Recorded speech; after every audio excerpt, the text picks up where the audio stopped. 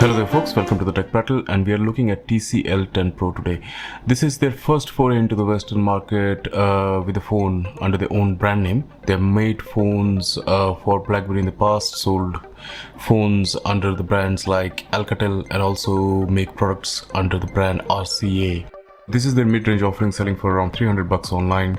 Rocks Qualcomm 675, which is octa-core processor. This also has dual SIM, has 128 gigs of storage, and rocks 6 GB RAM. Camera wise, we're looking at a 64 megapixel main shooter, a 16 megapixel ultra wide, a 5 megapixel macro lens. I don't know why companies bother to put that. And we also have a 2 megapixel depth sensor, flanked by 2 flashlights. So right off the bat, the phone build quality is quite sleek. It has an aluminum frame in the middle, Gorilla Glass at the top and the bottom. The finish on the bottom is quite nice. It's got a nice matte finish. The color I have here is gray.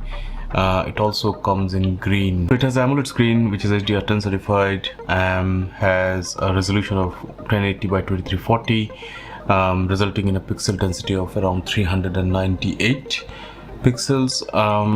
The construction overall is quite nice and quite smooth. It has quite a sharp edge to both sides. Some might call it waterfall edge design. Let's see how the edge detection holds up in our use. It has an optical fingerprint scanner under the screen, a SIM tray with dual SIM slots, and one of the SIM slots can also be used for SD cards with a micro SD card, and has an IR blaster as well, which is quite a rare feature to have nowadays. So let's log into the phone. The fingerprint scanner is reliable enough, but it's a bit slower compared to other phones in the market. Once you get onto the phone's desktop, you will see the screen is quite nice, vivid as well. The phone feels quite nice on the hand, although I won't say it's the most comfortable phone to hold, primarily because the balance of the phone is a bit off. It has features like Next Vision, helps you enhance the visuals on the screen. You can upgrade from SDR to HDR on the fly.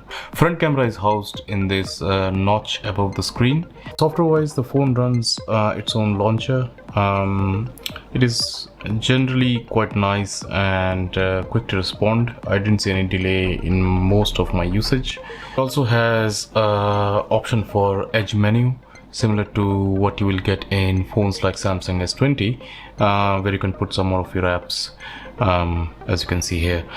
One thing I do like about the launcher is it allows you to have Google Now like you will have in Pixel phones. So if you swipe to the left, you can have your Google Now feed coming through here. Phone runs on Android 10. The last update it got was 5th of July 2020. I am filming it on October, so make of that what you will. Apart from that, there's nothing remarkable about the software itself on the phone. It's a generic kind of phone with good enough features at a potentially great price point, depending on what kind of features you're prioritizing for your next phone. Battery wise, going through a day should be quite easy on this phone. Performance wise, it's on par with phones with this chipset. So playing heavy games with a lot of shaders is not an issue, although you might occasionally see some stutters if you're into very heavy or demanding games. Camera wise, the performance is average, maybe slightly above average for this price point. The pictures from the front camera are quite nice, and pictures from the main shooter at the back are actually quite good, unless you start taking pictures in the 64 megapixel mode. At that stage you will start to see a lot of fringing and a lot of noise. It has modes like Super Night in there, which if you hold the phone steady enough for long enough period of time, you can get decent photos, but they're not great by any means. It has features like light trace, which I didn't find of much use. Video performance is good. You can take 4K and 1080p videos as well. Obviously 1080p you can take up to 120 frames per second, and 4K is restricted up to 30 frames per second. Phone also has a 16 megapixel ultra wide lens. Photos are decent enough, but again the color grading between the ultra wide and the main shooter are quite a bit different.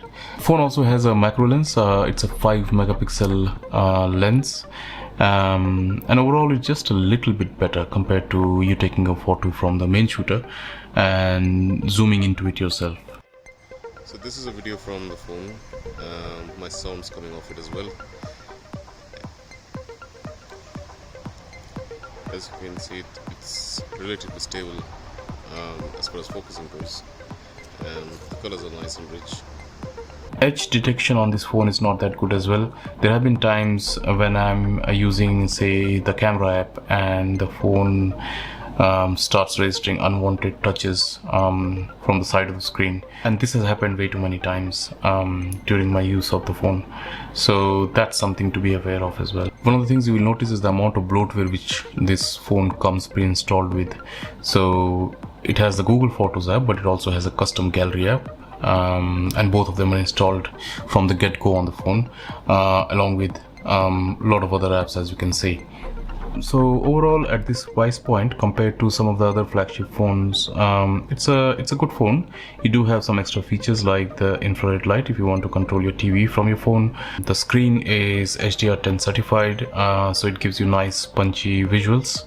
It has 4 cameras, although only one is worth mentioning. The build is quite nice and sleek, and I do particularly like the matte finish. And one thing I do hope the phone manufacturers stop doing is to put pointless lenses in the camera. For example, this one has a 5 megapixel macro lens, and it's of no use really, unless you have a very specific use case. And that's my take on TCL 10 Pro. Hopefully you like it. If you did, please click the like button and subscribe, and I will see you in the next video.